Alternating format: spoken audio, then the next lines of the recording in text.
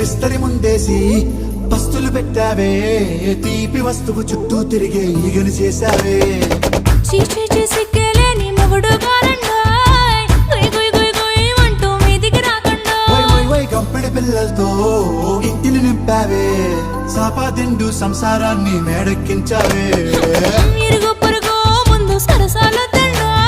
నాకెట్టి పడుకోరే కుక్కలాగా మీ వాళ్ళు ఏం చేస్తాం ఎక్కేస్తాం ఇట్టాగే డాబాలు